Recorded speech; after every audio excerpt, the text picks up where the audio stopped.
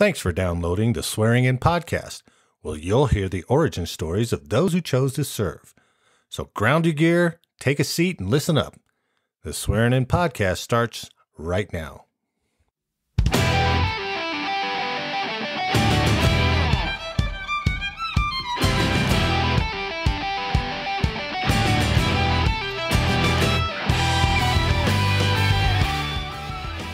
Heads up, and welcome to the Swearing In Podcast.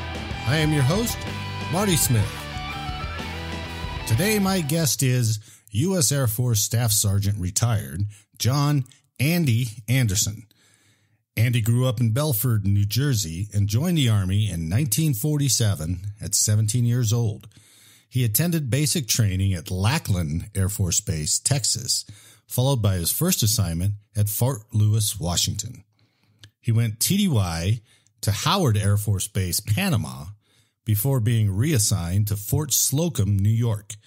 There, he was given the chance to cross over into the newly formed Air Force. Afterwards, he was sent to Lowry Air Force Base, Colorado, where he married his wife of 60 years. In 1952, he was assigned to March Air Force Base, California, as part of Strategic Air Command. 2 years later, he was assigned to Guam. After that, he went to Lincoln, Nebraska, Taiwan, and then retired in 1967 out of Holloman Air Force Base, New Mexico. After retiring from the military, he became a deputy sheriff for Arapahoe County, Colorado. Later, Andy joined the post office and returned to the work he did in the military. He then retired from the post office in 1988. So now, I present to you Staff Sergeant John Andy Anderson.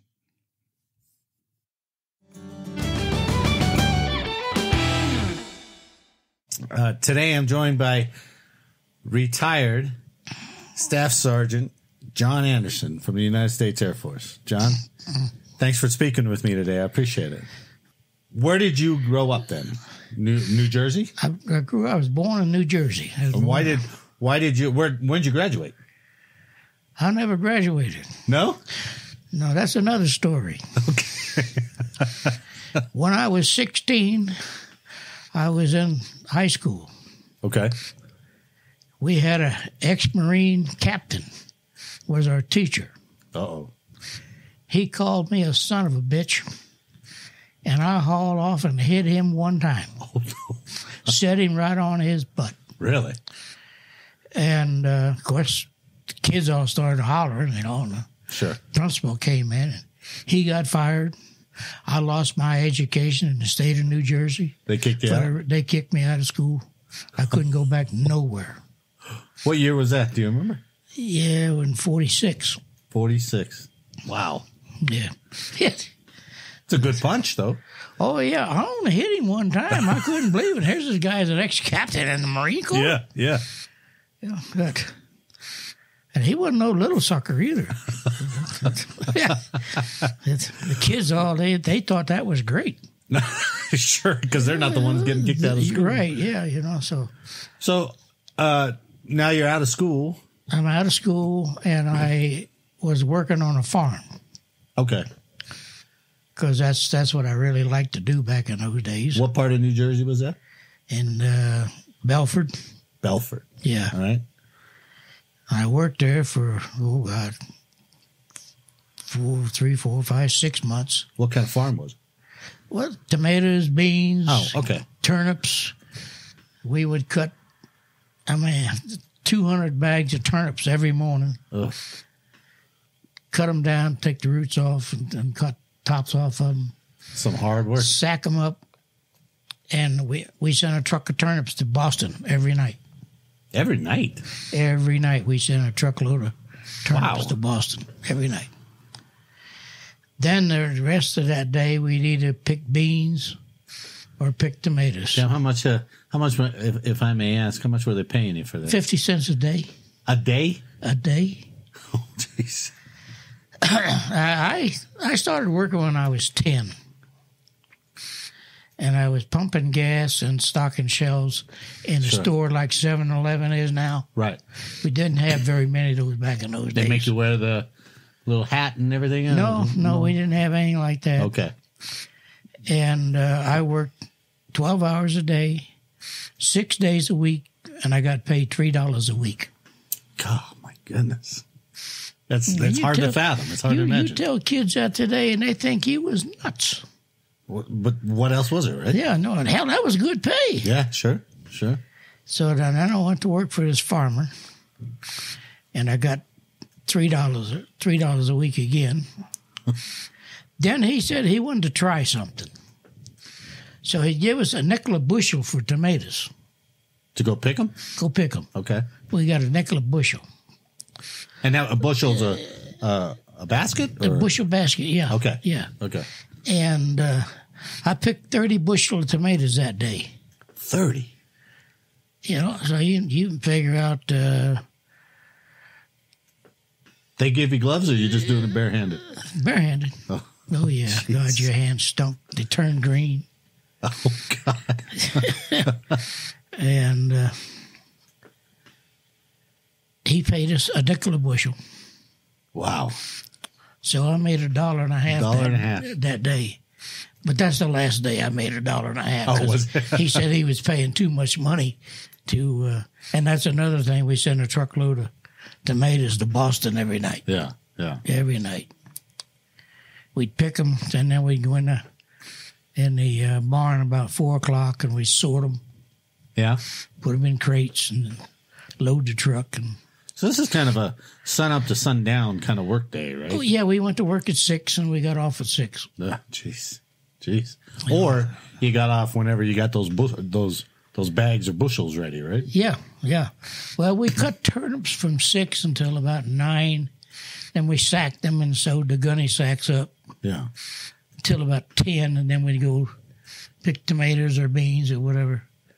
So you did that for 6 months? Yeah, 6 months. What happened at 6 months? I worked on the farm for, 2-3 years.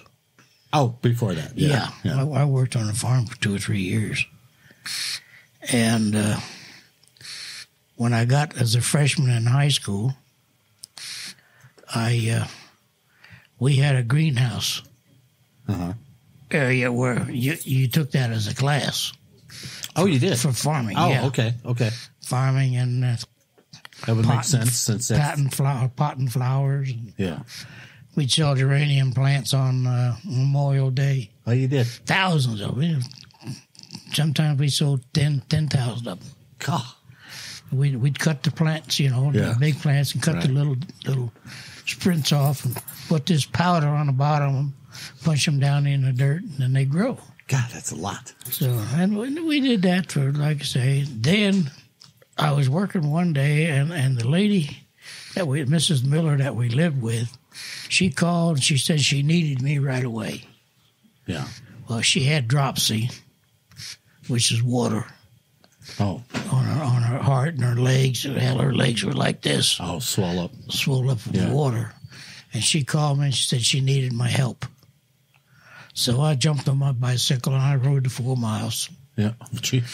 I got home, and here's this girlfriend of mine, her dad. He was in the painting business. Yeah. So he said he'd pay me $5 a day to go paint houses, church steeples, water towers. Wow. And shit like this, That's quite a step up in pay. Oh, yeah. God, yeah. That was $5 a day. That was $30 a week. That's better than $3 a week, yeah. Right? And I was getting, $120 a month?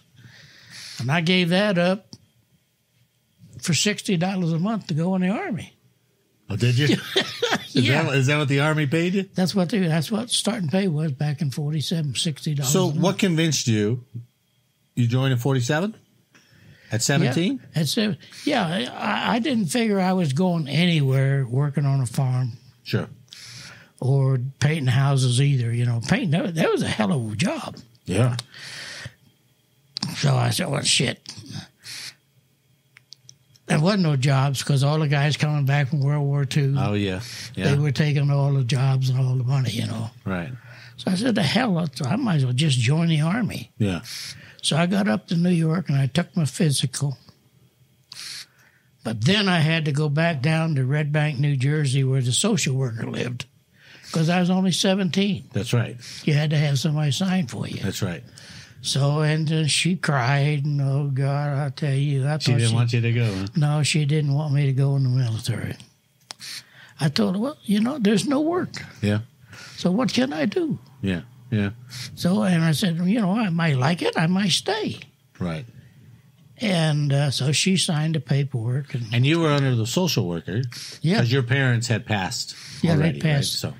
Back in, my dad was killed in a car accident in 1931. And my mother died. And my other younger brother died in the end of 1932. And my mother died in 1933. Wow. Jeez. So I've been an orphan all my life. Yeah, Yeah. And so that's why the social worker was signing for you to go in. yeah, she had to sign for me because she was the only one that could. Okay. So I went in the Army. What was your basic training at? I took it. Basic training was at the Lackland Air Force Base. Lackland? Lackland, yeah. And hell, we was all in the Army. Oh, yeah. Yeah, and I thought, now what the hell are we doing here? Yeah. Should have went to Fort Dix. It was closest. Yeah. Got done with basic training. Mrs. Miller had passed away, so I went home for her funeral. And in the meantime, I was picked to go to radio school because I didn't get there on time. I lost out on school. Oh. So I got sent up to Fort Washington, Fort Lewis, and I was put in the motor pool as a dispatcher and whatnot, Yeah, you weren't a mechanic, yeah, right? I was a young kid, 17 years old. I didn't know shit. Wow, you went from Jersey down to Texas, then up to Washington. Washington. I was there 6 months. 5 months because I left. Was that for training? No, that was my duty assignment. So it was like 48 when you were up there? Yeah, 47. 47 still? Well, Okay. I got up there in December of 47. Okay. And I left in May of 48. Now, where'd you go to? Panama. Panama. I had a good job there. Hell, making all the vehicles and flight line vehicles, cleat tracks and all that Oh, stuff. Yeah. I did all the paperwork to make sure they had their maintenance and all this and that. Yeah. That was a good job. Did we have an outpost down there? We had. Was there a fort or? Oh yeah, we had Howard Air Force Base was a fighter base. We had Fort Clayton was a hospital. Okay. Then we had a Marine base in Panama and a Navy base. Yeah. On the East Coast and on the West Coast. Where'd they put you guys up at? We were stationed. We lived at Howard Air Force Base. Oh, you did? Okay. Not bad accommodations, I guess. Oh, no. We used to go to town every night. And here I am, 17-year-old smartass. And that's when I got into boxing. Well, that was the thing back then, though, right? That was boxing. Well, it was comical. Oh, what's... You'd get in the ring on Friday night or Saturday night, base services. Yeah. Put on boxing matches. Sure. Now, if you won, you got $6. Oh, yeah? If you lost, you got $3. Huh. So the guy either beat the shit out of you or you beat the shit out of him, and then you join at $9 and go get drunk. That's not a bad deal. Yeah, oh, no, we did that for, oh, God. You kind of miss that. Boxing was such a big part, I think, of America during that time. And all the way. Joe Louis. And Sure. But even going down the community level, the Golden Gloves, a lot of fighters came out of Golden Gloves, a lot of great fighters. Yeah, I had a guy on the boxing team with me that he murdered a guy in New York. Oh. And he had a choice. He went in the Army or go to jail. And so he went in the Army. But he could box. He was a heavyweight, Golden Glove heavyweight champion of New York. Wow. Back in 47. Did you learn anything from him? Oh, yeah. Learned a lot. Really? Oh, yeah. The first fight I had, I hit the guy twice and broke his jaw. Ooh. Second fight I had, I hit the guy 3 times and broke 2 ribs. Oh. Then I got where I was scared to hit somebody. Really? So I'd hit him right in here. Oh, yeah? I won the first 6 fights, and then this guy from Puerto Rico, Yeah. Army guy, they brought their boxing team over there, and he beat the living shit out of me. Really? Well, he fast? Or? I played baseball, too. Yeah. I was a catcher. Yeah. And I got hit in the right eye when the guy swung all the way around and the ball came and hit me in the eye. Yeah. And I got where I was losing my sight. And this time, he picked that up in the first round. No kidding. That I couldn't see out of that right eye. So he kept moving your right? Oh, yeah. And I kept getting away from him, but he kept punching that right eye. Oh. On the right side of my head, you know. Oh, God. He just beat me to a pulp. I quit right there. That was the last fight I had. No more of that crap. And that's when we'd go to town every night. Sure.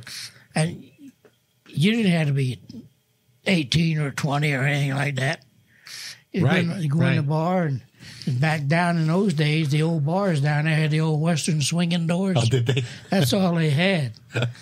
And we would go in and we'd fight the Marines tonight. They'd beat our ass. We'd fight the Marines tomorrow night. We'd beat their ass. Every night was the same damn thing, you know, for a year and a half. You fighting over the girls, too? No.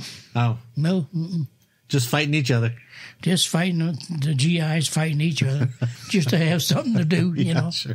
Oh, God. Then you get done fighting, you all sit there and have a drink together. Yeah. Right. Well, it was amazing. No malice towards each other. It's just no, just have something to do. Once you're tired, then you drink and right. You know, yes.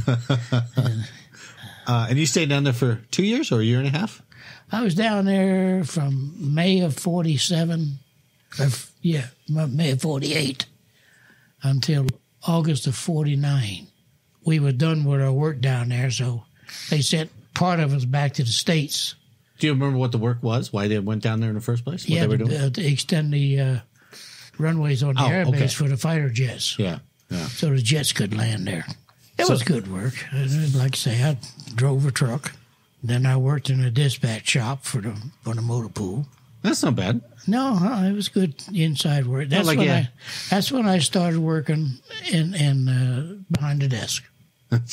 Right. You know, and I stayed the rest of my career. I was worked behind the desk.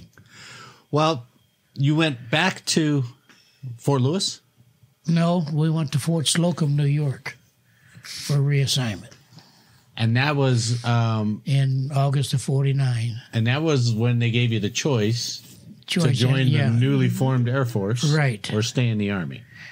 Right. And wow, that's fascinating. I think 80% of us took the Air Force.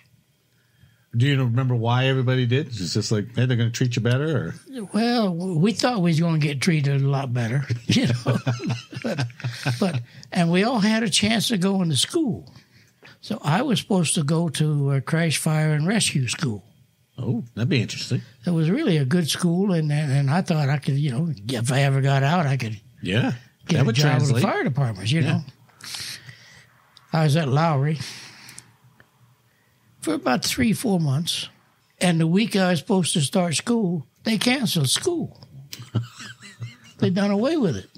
So once you chose the Air Force, then they sent you from Slocum over to Lowry. Over to Lowry, yeah. All right. And you're waiting for your school, and they canceled the school. Canceled the school, so I worked in the orderly room there in the 3420th Student Squadron. Yeah. And when they closed the school, the base put me in there permanently. Oh, that's just your job now. That was my job. I took care of the duty roster and a whole bunch of other crap. Yeah. Checking the barracks out and all this and that. Administrative guy. Yeah. And I made corporal. Okay. And then I was outside the orderly room one day, and I was a sticker for a uniform. Yeah. If you wrote on your uniform, you scrubbed it, you washed it, and I had a rock about that big sitting out in the middle of about a 5-acre field. Yeah. And that's where you stood and held up your hat or your uniform until it was dry. Oh, jeez. And I was standing there one day, and I had this kid out there, and his Jeep pulled up. It was a full bird. Oh. And he says, son, can you tell me why that man is standing out there on that rock holding that uniform up in the air? I said, yes, sir. I put him there. Because he took his and wrote, I think he had New York City, because he was from New York. Yeah. He wrote New York City on the back of his fatigues. And I had him scrub them. Good. And put them out there and let them dry. Hell, next week I made Buck Sergeant. Oh, you did? Yeah. You did? And the colonel liked that? Yeah, he promoted me to Buck Sergeant on his say-so. Huh. Okay. Which was good back in those days. Yeah. You know, yeah. Yeah. And I stayed there for, oh, God. So I'm getting confused with my years now. This was all at Lowry? Yeah. It was 49 to 49. Yeah, 1950. Okay. I wanted to do something different. Yeah, after that. And I run the mail room there for the squadron. And I had the only mail room on the base that passed inspection. Oh. So the major that was running the base locator and the base adjutant's office, he called me over and wanted me to go to work in the base postal section. Oh, good. So I did. Whip it into shape, as it were? Yeah, I was there for about 6 months, and I made staff sergeant. And this was in March of 52. Jeez, you're moving right on up. Yeah, right. You know, I figured, hell, by this, the hell, I'd be a master sergeant, no problem at all. Yeah, sure. Shit. And I was still a staff sergeant when I retired 18 years later. God, 16 years later. But I got married in 51. My wife was from Grand Valley on the other side of the mountain. Yeah. But when she graduated out of high school, she came over here for the summer to get a job. Uh-huh.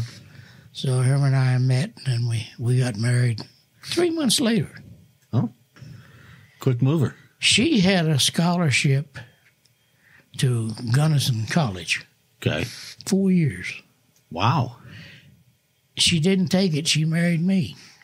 I never figured that one out. But I never knew that she had the scholarship. Oh, no. She never told you. And she never told me until she passed away 10 years ago. Oh, I'm sorry to hear that. And I was cleaning the bottom drawer of the filing cabinet out. And here she was the valedictorian of her class. Wow. She had 4-year scholarship to Gunnison.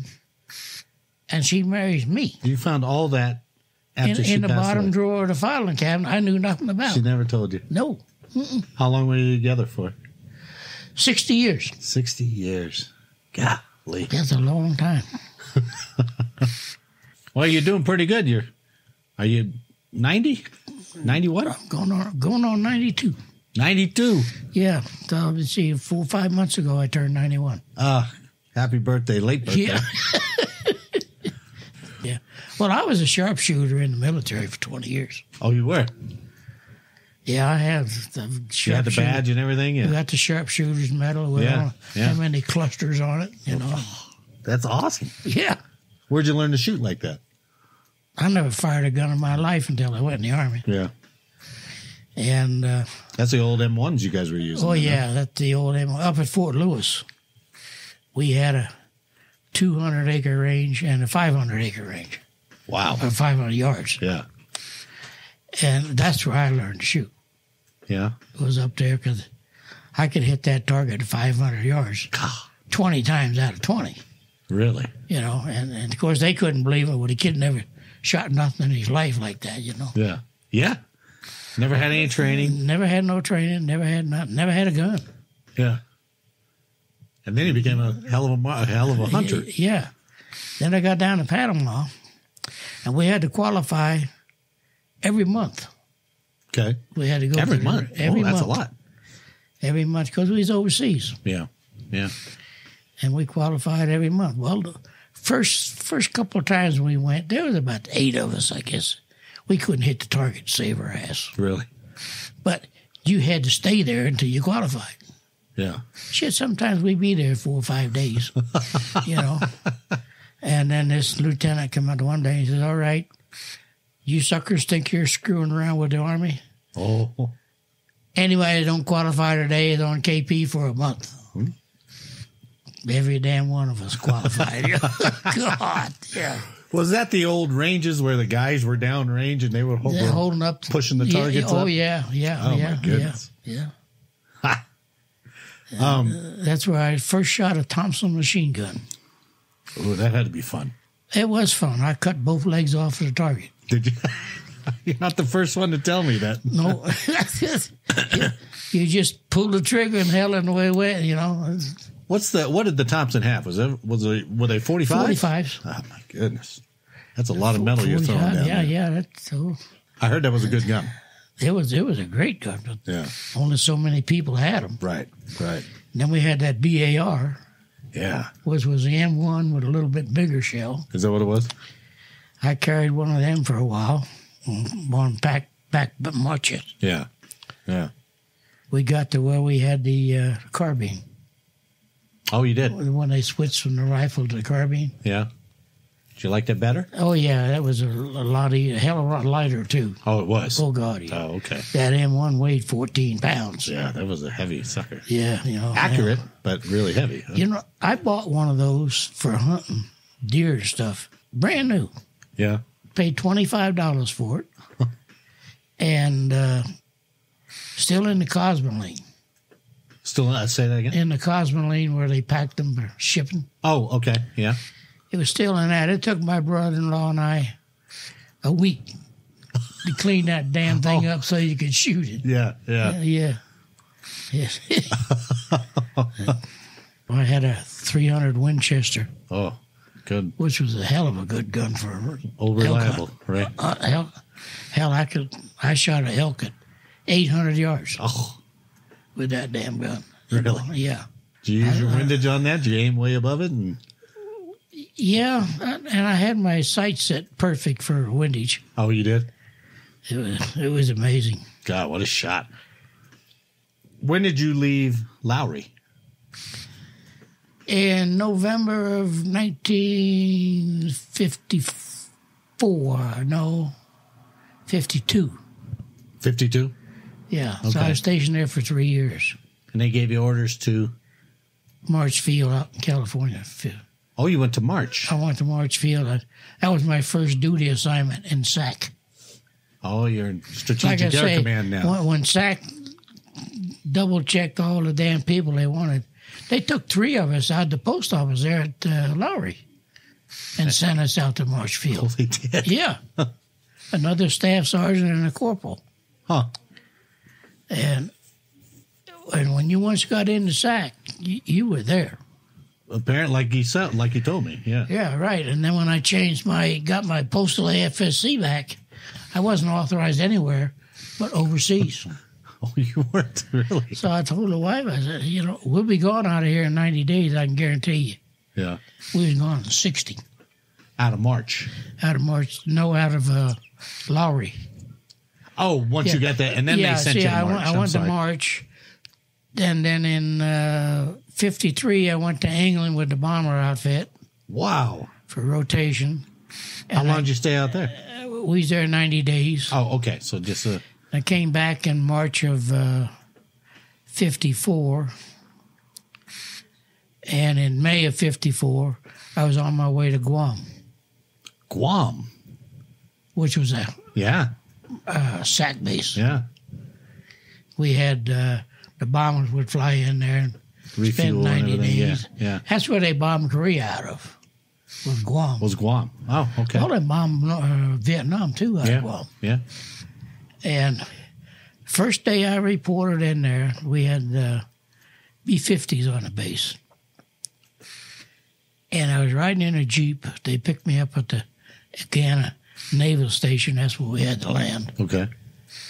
And I was in a Jeep, and I seen this airplane taking off. Yeah. And all of a sudden, it was nowhere. Huh? Well, where the runway was like this and straight down 500 feet. That was it. You like flying off the island. When you took off and you hit that downdraft, them damn airplanes went down. Oh my God! And they drop 100 feet sometimes. Yeah. Then pretty soon here they come, pulling back up. That got to take some getting used to, I suppose. Then we had the B-36s that were there. Yeah. That was a big damn airplane. Yeah, I've seen pictures of those. Oh God, yeah! I think the gunny room in the center of it was as big as this room here. That's crazy. And the wife and I was out in the backyard one day, and here's this B-36 flying low. And we couldn't figure what the hell was going on, so we went in and turned the radio on. Yeah. They couldn't get their landing gears down. Oh, no. So they was out over the ocean dumping fuel, doing this and doing that. And the next time they came by, here's this guy hanging in midair out there, beating on the landing gears to get him to come down. This lieutenant, he took a parachute and cut it upside and made a thing for him so he could get out there and beat on him landing gears and get him to where they would locked in place. So you used like the harness to tie himself off? Yeah, he had that. They finally got him back up, and the landing gears came down and locked him. Yeah, you saw all that. The B-36 came in and landed fine. That's incredible. Oh, yeah. A lot of things, you just... Yeah. Just happen that you happen to remember. Wow. How long were you out at Guam? At Guam, I was there, May of 54 until June of 56. My brother was killed in a car accident. The Red Cross sent me home, but I didn't come home right away. He had a wife and 2 kids. He did? That were young boys, were 6 and 4, I think, at the time. Geez. They had just bought a house, just bought a brand new car. Luckily, my brother had enough brains to get mortgage insurance. Yeah, sure. They made 2 payments on the house. She got the house free. She did? They made 1 payment on the car, and she got the car free. That is great. Oh, God. So now, this was your brother. Was this your brother who also went in the Army? Yeah, he was in the Air Force during World War II. In fact, he was in the 509th Bomb Wing. Really? When they dropped the atomic bomb on Japan. Wow. He was at Tinian with that outfit. He was? Yeah. Amazing. Yeah. Yeah, all 5 of us. There was 6 boys. The one died when he was a year old, younger than me. But the rest of us, the 3 oldest boys was in World War II. Wow. One oldest brother was in the Army. Howard, the next one, he was in the Air Force. And Walt, the next one, he was in the Navy. Oh, you had all 3 services. Yeah, all 3 services. And Walt had a ship blown out from underneath of him. Oh, jeez. And he spent a week in the water. He did? Waiting to get rescued, yeah. Oh, wow. But they had life, and rafts. Yeah. So, yeah, he was out there for, I think he said it was 6 or 7 days. Man, I'm coming too. I found you too late. I could have interviewed all your... Yeah. Oh, look at this story. Oh, my goodness. Yeah. Well, I'm glad I can hear and get this story from you. Well, how in the hell? I had a heart attack in 76. You did? I had a heart attack in 2000. Oh, jeez. I've got heart problems, lung problems. I'm a diabetic. I've got... you got all the greatest hits. Yeah. Huh? I got Meniere's disease. We're dizzy. Oh, do you? When you get up, and sometimes you don't move too good. And what is it, COPD? Sure, of course. Yeah, I got all 5 of them.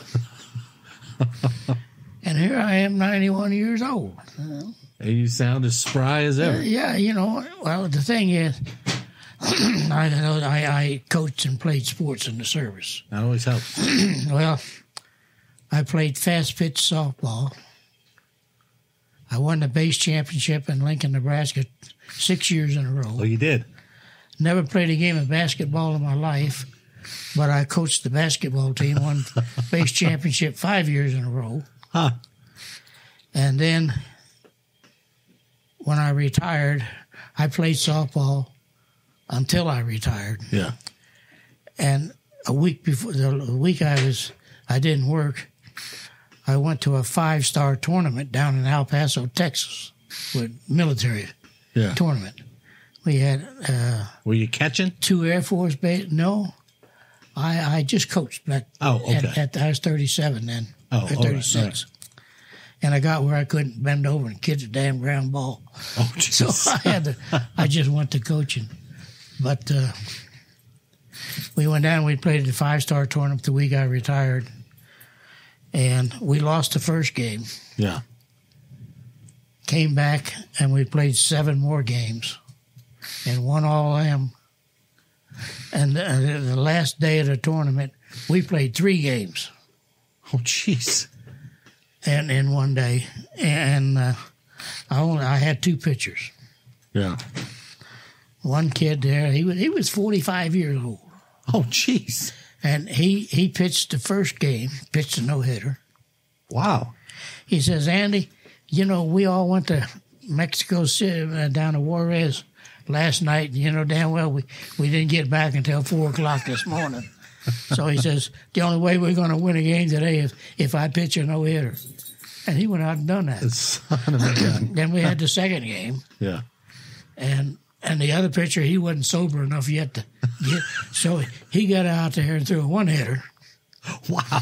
And then on the third game, this one guy, I still remember his name, is Ross from Kansas. And he threw a knuckleball with a softball. Yeah.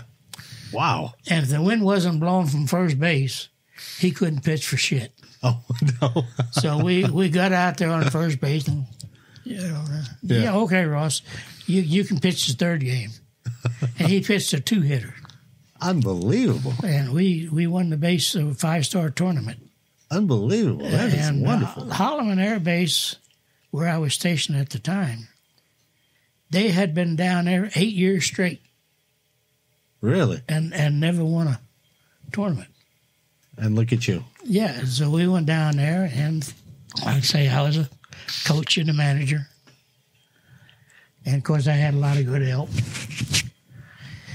And came back, we had a trophy about that goddamn Did you really? high. Yeah. And you were still in, right? Yeah, I was still in. I retired 4 days later. Oh, you did? And what I wanted to do is I wanted them to postpone my retirement because we had the Systems Command softball tournament up at Albuquerque. They weren't going to let you No, they coach wouldn't, it if so you I retired? had to retire. Oh. But they went up there and they won that. But we took this trophy in and put it on the boss's desk. Yeah. He was a GS 16, 17, something like that. Wow. Big guy. And it was comical. The day I met him, I was the chief clerk in the orderly room for the squadron. Okay. The headquarters squadron. And the guy that was with me there, he made tech and I didn't. Huh. So I got transferred to personal services. And I went down there and talked to this civilian down there, and he says, well, do you have any problems with anybody? Yeah, he says, I hate feather merchants.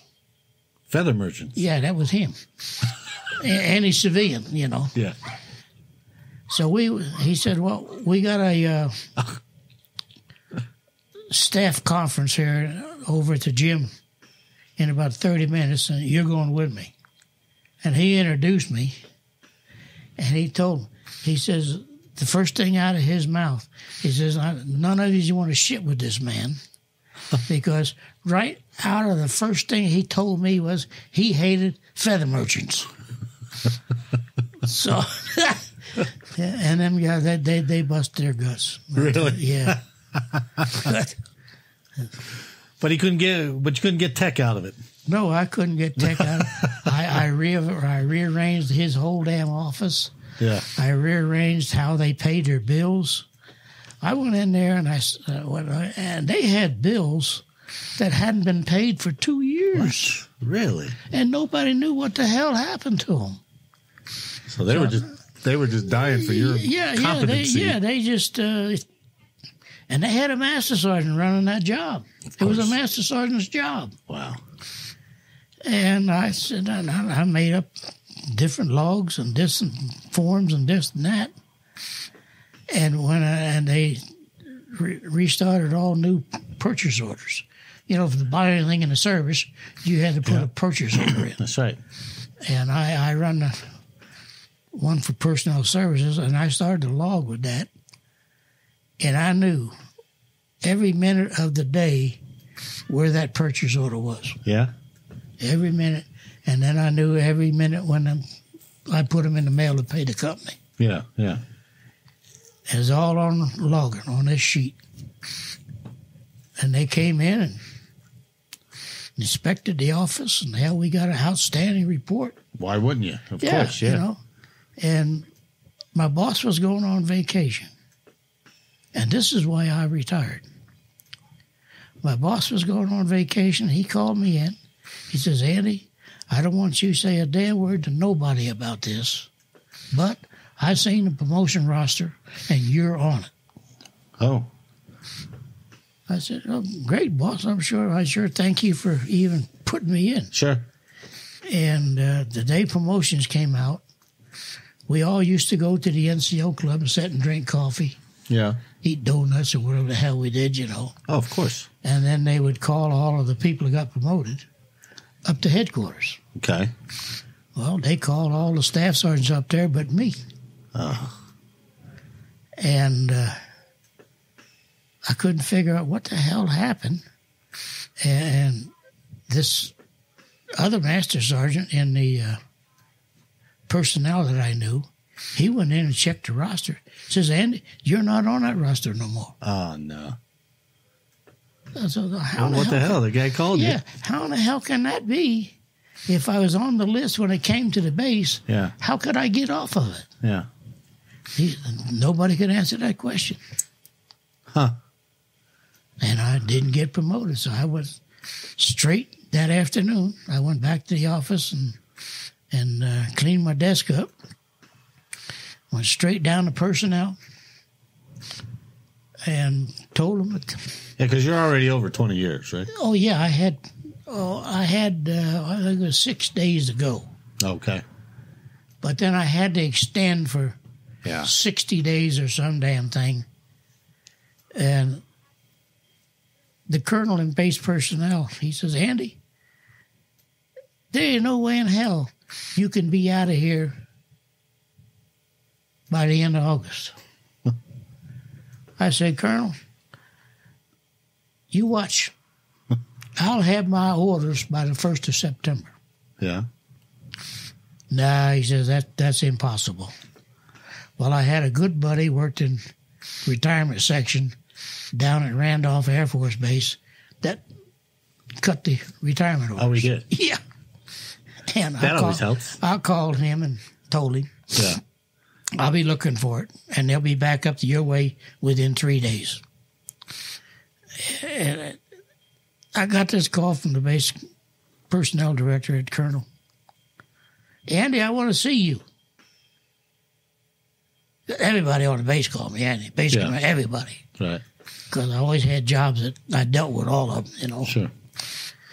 And he called me down there.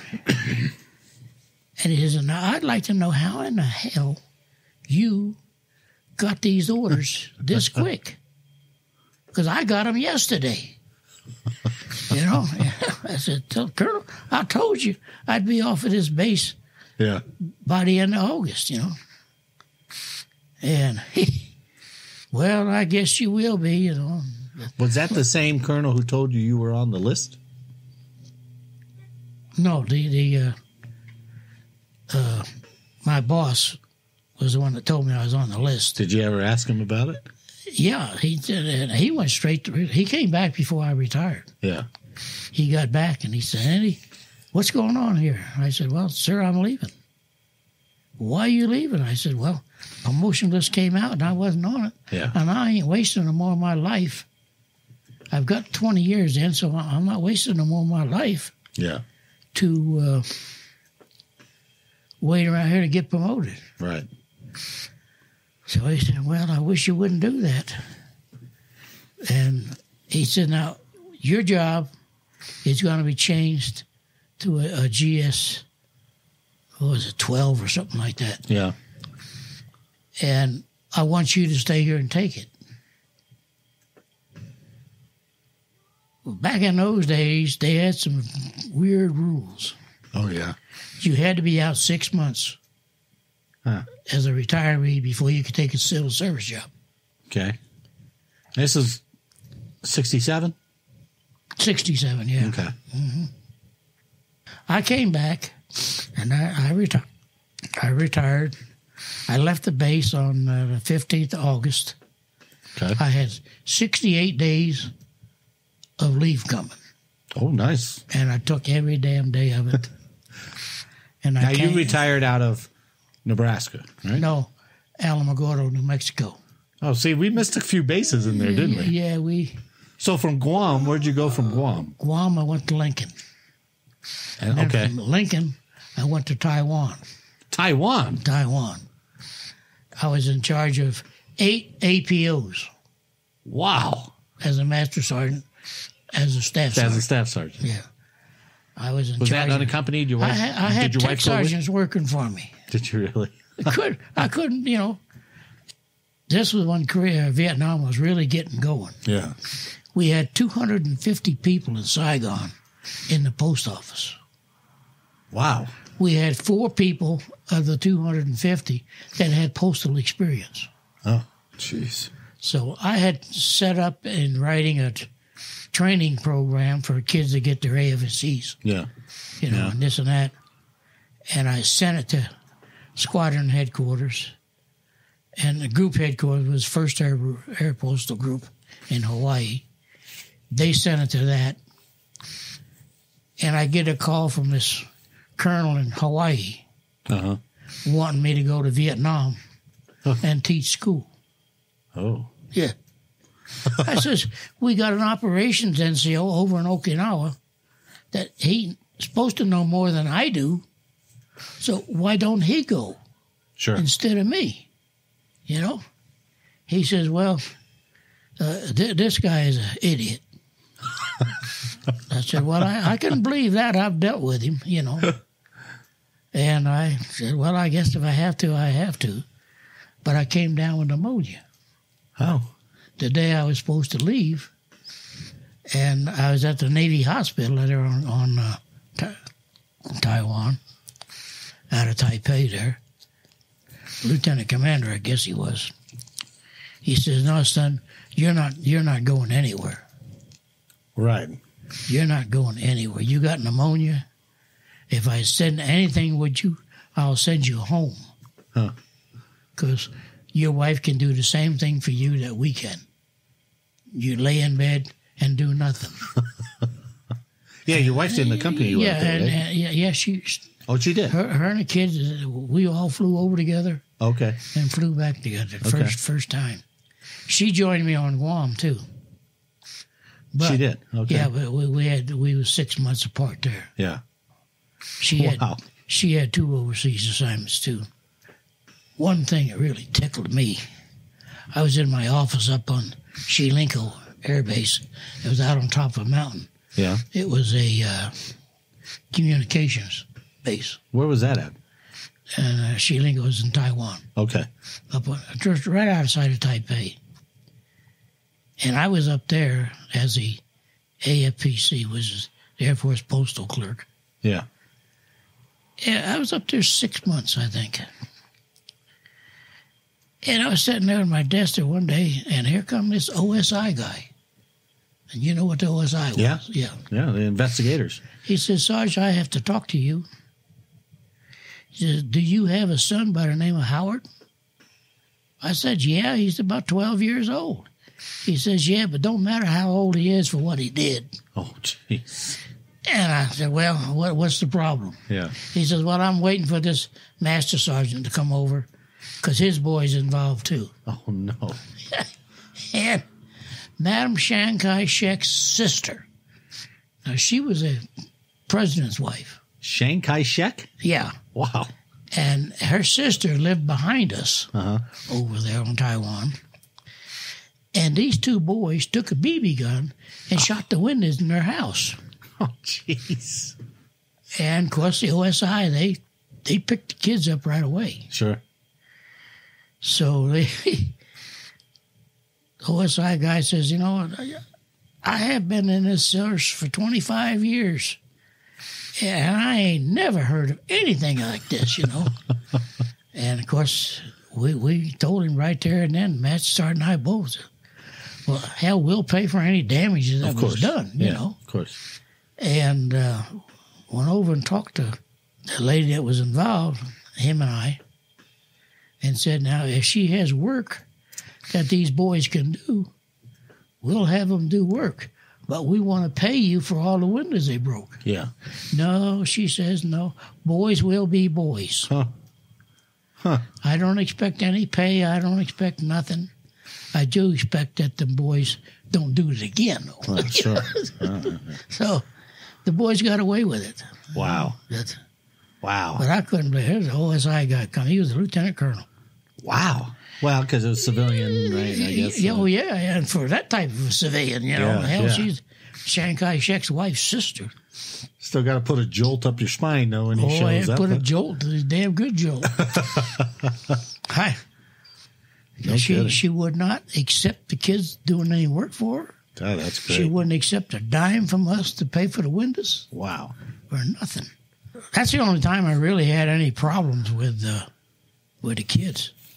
How long did you stay there at Taipei? I was there, 2.5 years, I believe. Wow. Yeah. And where'd they ship you off from there? To Holloman Air Base, New Mexico. Oh, they did? See, I had a chance. The Army was looking for postal people. They wanted to start their own APO business. Oh, they did? And I had 19 years in the Air Force at that time, you know. Yeah. And these major and lieutenant colonel came to Taiwan, and they talked to me. What they were looking for was NCOs in the Air Force, the postal system, that they could make warrant officers and start their own APO business. That sounds like a hell of an opportunity. Oh, yeah. And I said, boy, I'd be sure I'll stay for 30 years if I can do that, you know.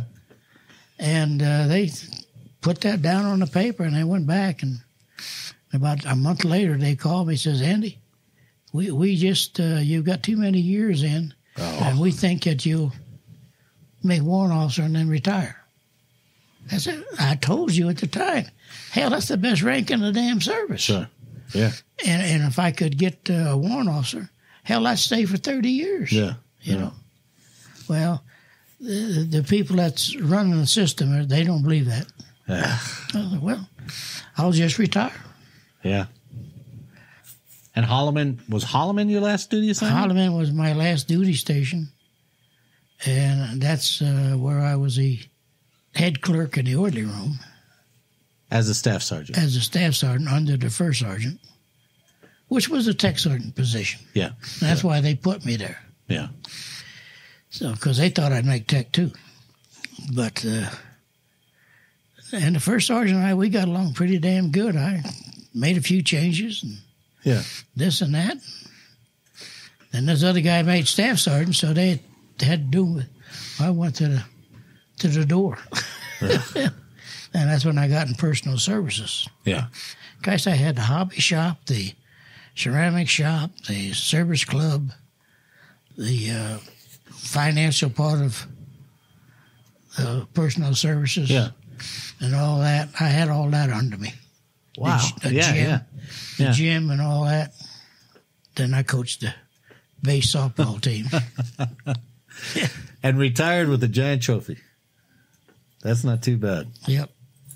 Now, how did you get from Holloman back up to Colorado? Well, I got my orders, and I just signed out like I was going on leave. Yeah. But why did you choose Colorado? Because my wife was from Colorado. Okay. Yeah. And her folks lived in Denver. Well, there you go. Well, he lived in Englewood here. Yeah. And so we decided, well, we'll go there. I wanted to go stay in Holloman because I wanted to take that job. Oh, yeah, of course. But, of course. But if you didn't work for the government, you didn't work for 6 months. Right. Well, my boss had a pet store. And he says, Andy, I'll pay you $200 a month. And with your retirement, you could make a living. Okay. And I'll put you on for the 6 months, and then you'll get that job. Oh, okay. So he's willing to do that. But then my wife, she didn't believe him. Yeah. And he died about 6 months later. Oh, he did? Yeah. Oh, no. So that wouldn't have worked out anyway, so we made it good. But then what I did, I came up here. We drove up here, and I went looking for jobs, and I made different interviews. Well, now, with your retirement pay, I don't have to pay you that much. Oh, really? Because you'll be making more than I do. But that's the whole point of retiring. And I said, now what the hell has that got to do with me working for you? Yeah, absolutely. I'm going to work day one, and I'll be here probably 20, 25 years if you don't fire me. And I can retire from here, but I get $125 a month in retirement. Right. So that means you're going to pay me about $100 a month for working for you. Because he knows you're getting that other money. Yeah, because I'd be making more money than him. Oh. And I was told that 3 different times. Really? 3 different times, the same damn thing. And that's not going to work. So I took the car down to the Plymouth dealer. It used to be down here on Broadway. Yeah. And got an oil change and stuff. And there was a deputy sheriff sergeant in there getting a patrol car taken care of. And we got talking. And he says, the sheriff is at the FBI Academy right now, but we got a deputy sheriff. And why don't you come in and talk to him? Oh, yeah? We need help. Huh. So I went in and talked to him. What county was that? Arapahoe. Okay. And I went in and talked to him. And I went to work the next day. Really? I started at $400 a month. Ew. Yeah. They didn't care back in those days, that wasn't... And they didn't care about your retirement. No. It had nothing to do with my retirement, He says, I've got 2 other retired military here, and they're all good workers. And you'll start off in the jail. And then if you want to go out on patrol and stuff, you can do that. What's sheriff's a little different rank-wise from the police, right? So you were, you're not called a deputy, are you? Yeah, I was a deputy sheriff. Oh, okay. Okay. Yeah. And wow, fascinating. Oh, yeah, they issued me a uniform, and it looked like a rag. Oh, it did? Because they didn't have nothing that fit me. Oh. And the wife worked on them so she could make it look halfway human. Yeah. And then, of course, you had to buy your own 38. You did? Oh, yeah, you couldn't. They weren't issuing you anything. They didn't issue nothing. Oh. I had to buy my own handcuffs. Oh, jeez. And I couldn't believe it, but they were cheap. They weren't too bad. Yeah. And I had a guy that had just bought a new 357 mag, and he had a 38 that he wanted to sell. Oh, well, there you go. So it's fine, but then another guy says, well, I got a 357 mag, and I want to get rid of it and get a 38. Yeah. So I traded that fifth. Oh, you did? For the 357, Now, that was a gun. Yeah, that's a gun. And so I had me a 357 and a good holster. 357 with what, 5-inch barrel? Well, it fired 38 shells. Yeah. And they fired the same shells. God, I can't believe they made you get all that stuff. Oh, yeah, and then you had your own handcuffs and you had your own everything you had to buy. Yeah. Did they have an academy or anything that they sent you to? Well, they had a highway patrol academy up in Golden. Okay. I can't remember what the name of it is. It's still there. That police send all their people into. You know. Is that where you went? I didn't go. Oh. I was a jailer, so until I made patrol, I didn't have to do anything like that. So it was just on the job kind of learning, huh? I was upstairs jailer for a week. Yeah. And got promoted. Huh? Look at it again, right? Just like the military. And I went downstairs and I worked at the booking office, booking prisoners in. And I did that, and oh God, I can't remember how long, but the worst thing in this world back in those days was a drunken female. Oh, now I worked New Year's Eve in 1967. And because you retired in 67. I retired in 67. And here you are putting on a different uniform. Yeah, and I went to work for the Sheriff's Department in September 67. Yeah. But I never retired from the Air Force until October 31st. Because of all that leave that you had. All that leave time, you know. And we got this female in. Littleton cops picked her up. Uh-huh. Littleton cop's office was 7 blocks from the sheriff's office. Okay. And she was so goddamn drunk. I don't even think she knew where she was or who she was, you know. Yeah, yeah. And they found her on the streets in downtown Littleton. Huh. So Officer Robinson, I remember him distinctly. Because she accused him of raping her 3 times. Between the Littleton police station and the sheriff's office. Yeah. And the language, oh God. Yeah. She took all of her clothes off and got out of the holding cell. How? I have no clue. Because we had to call a matron in. Yeah. Whenever we had a female prisoner, we had to call a matron in, and she had to be there with that female. Oh, she did. So she left the damn door open. Oh. And here, she's in the doorway.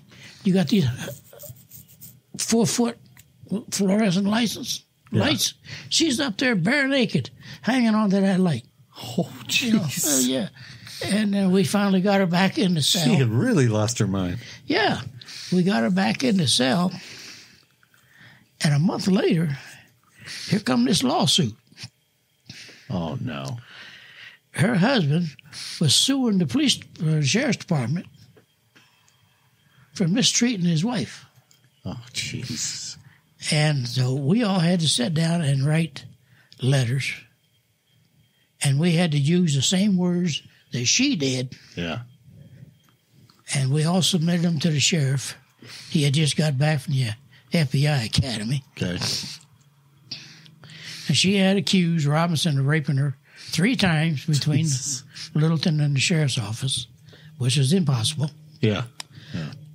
And then, I don't know, she was accusing my other booking officer I had there of doing something to her.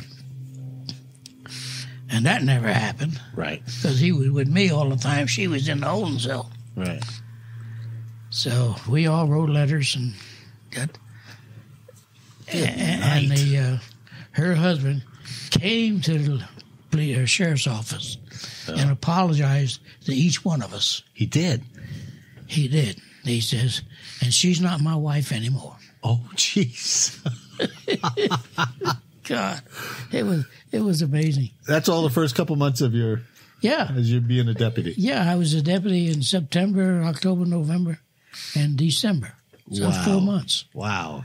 And I decided right there that this is not my kind of work. Oh, you did? So I took the post office test.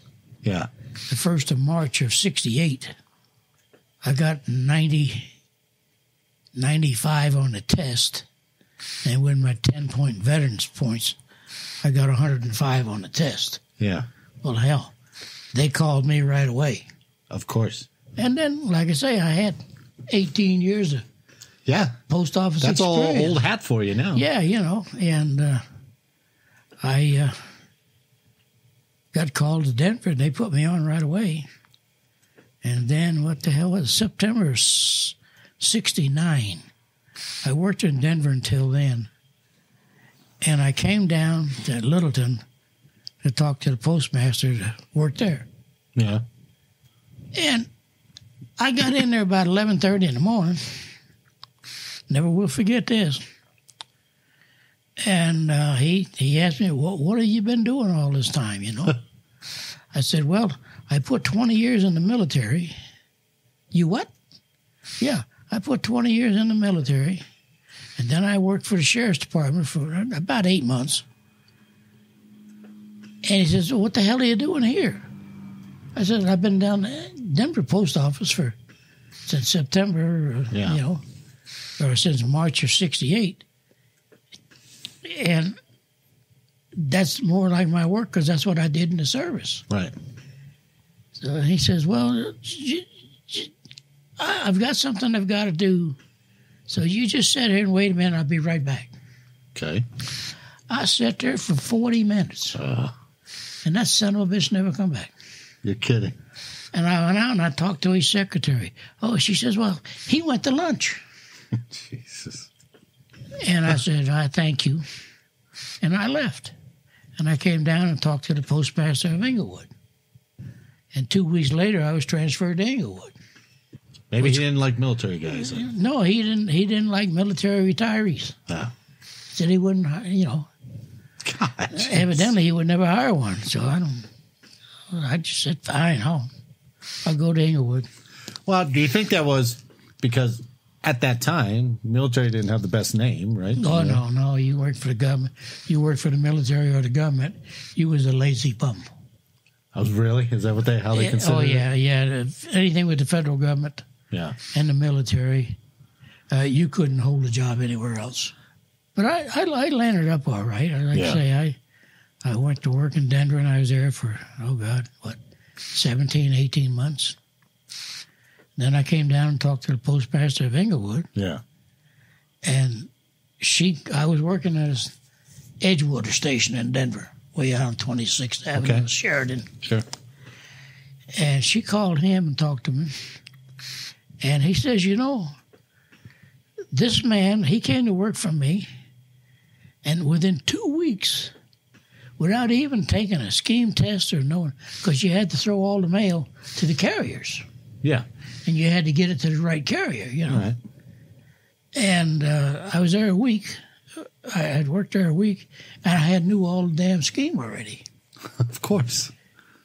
And then he told her that, and she said, that's all I want to hear. And she put me on. At Inglewood. Yeah. And I worked for her for about a year. And then in 1972 or 73, the postmaster of Sedalia committed suicide. Oh, my God. So the head clerk he had, they made her acting postmaster. Yeah. And a week later, she had a severe car accident. What? And Mrs. Gurley, who was our postmaster, she called me in. Andy, how would you like a chance at a postmaster's job? I'll take it.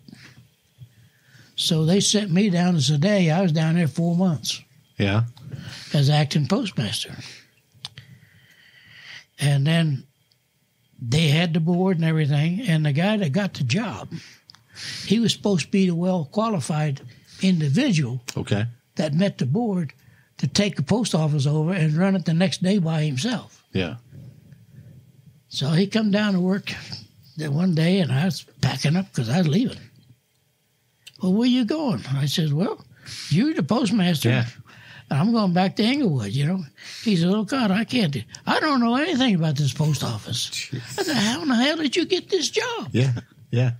Well, he was a friend of the bigwigs and personnel and stuff in Denver. That's where he got it. Yeah. Next thing I know, he's the postmaster of Castle Rock. Oh, really? Yeah. But, so he called Mrs. Gurley and wanted to know if he could keep me for 2 or 3 months. And she says, you got to be kidding me. You got appointed by the board. You're supposed to know what you're doing. Yeah. So why do you need him? Yeah. And he told her, he said, I don't know nothing. Jeez. So I worked with him for 2 weeks. And he didn't know nothing yet. He wasn't learning, huh? He wasn't interested in learning. No. Yeah. And I said, well, today's my last day. I'm going back to my base. And I went back. The next thing I know, hell, he's a postmaster of Castle Rock. Yeah. Boy. Some of those guys can fail up as long as you got the right connections, I suppose. Oh, yeah, and the post office, that was one of the dirtiest. Was it? Outfits ever worked for. Oh, yeah, because them people as in management, most of them couldn't do it honest day work because they had to. Yeah, yeah. I've seen that down here in Inglewood. That was one thing, old Sal Cohen, the station manager over at Edgewater. Andy, I want you to take the supervisor's test. I said, no, Sal, I don't feel I want to get that stupid. And he got up out of his chair, and he walked out the front door and paced back and forth. Oh, he did. Up and down in front of the post office. And this little old lady came in. She says, who in the hell is he mad at today? I said, probably me. And she just laughed like hell. Did you retire out of the post office? Yeah. Huh.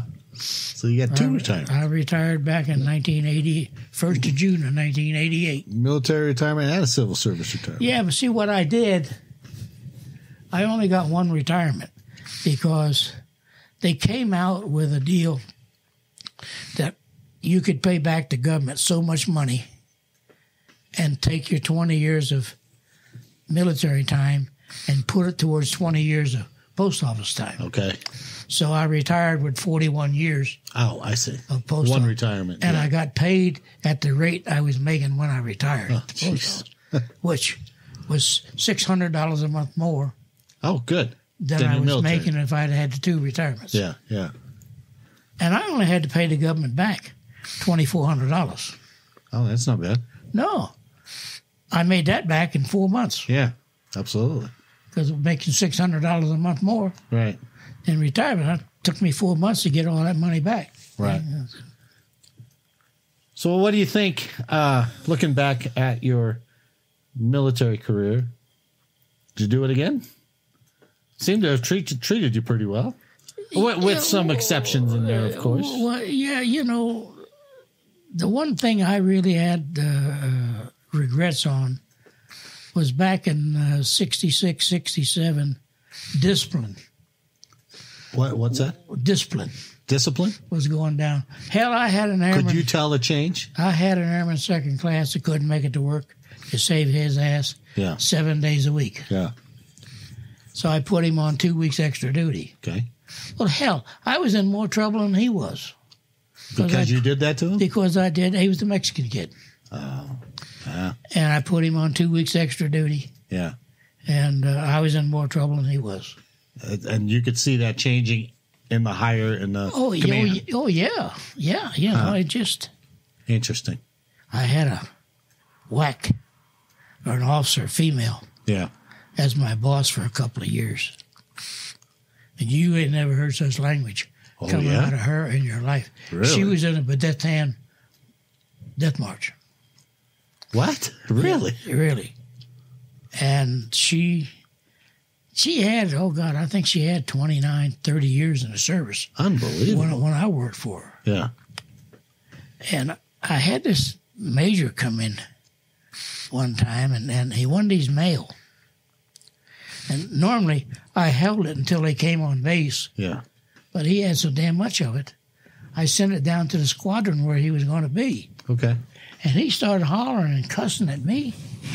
I said, whoa, Major, whoa. Just a minute. I've got somebody here on the phone. And I called his major up. You send that son of a bitch up to me. Is that what she said? Yeah. And he came back about an hour later, apologized like all hell. I don't want to ever see that lady in my life again. Because she didn't hold back nothing. Yeah. She was something else, but she finally retired and died. Wow. Yeah, she was in the Bataan Death March. Wow. That's and you have to respect somebody like heck that. yeah. You know, and she was in pretty good health, I guess, when she got done with that. That she went ahead and stayed in. A lot of them got out. So she became a prisoner of war, I guess? Yeah. Wow. Yeah, over at Corregidor. Unbelievable. She was in the Army back in those days. Yeah. Well, like you said, she was a WAC, right? Yeah. The Women's Army Corps? Yeah. She was a hell of a lady.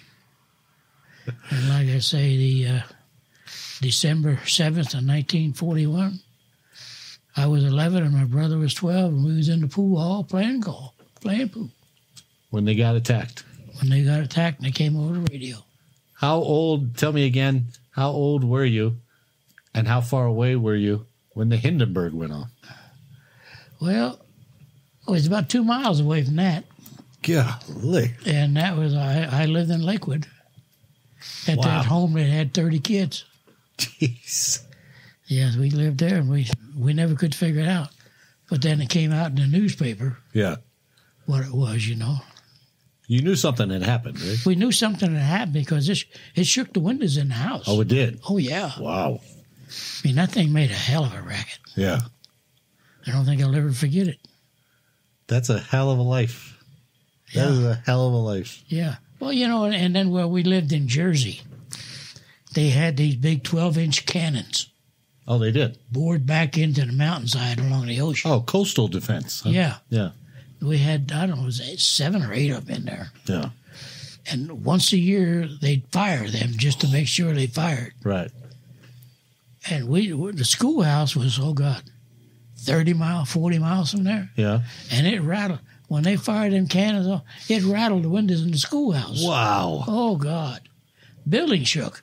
Jeez. I had no idea. Those things must have been 30 feet long. Wow. And they reeled them in and out and reeled them out, you know. Yeah. And they'd fire 1, then they'd fire 2, and they'd fire 3. Wow. And boy, they just shook that whole countryside. Jeez, what a thrill as a kid, though, right? Oh, yeah. Then we had a Earl Naval Ammunition Dump there at Leonardo, where they loaded ammunition on his warships. Yeah. And one of them blew up. Oh, no. Oh, God, that really shook the ground, too. Oh, jeez. Good. Yeah, it was things like that. I guess you never will forget it. No, you won't. You know, it's just the wars. And brother and I, we belonged to an outfit where the boys put packs on your back, and we walk up and down the coastline. Oh, you did? Yeah, looking for saboteurs and crap. Okay. Yeah. Yeah, we did that for 2-3 years. Yeah, sure, because right before the war, there was a real threat. Oh yeah. They seen German submarines off the coast there, Jersey. Yeah. Golly. You know, so we did that for 3-4 years. Oh, you did? Up and down there. Well, Sergeant Anderson, it's been a pleasure to talk to you. Yeah, I enjoyed it. Thank you, sir. I really did. I'm good talking about the good old days. You know, yeah. Well, thanks for sharing your life with me. Yeah, I enjoyed it. Well, that was quite a story of over 40 years of incredible service to our country. On behalf of Staff Sergeant Anderson, I'd like to thank you for listening today. I hope you enjoyed the show, and if you did, please leave a like or a comment and share the podcast with someone else. And, as always, make sure to download the next episode for more service origin stories. So until next time, on your feet, fall out!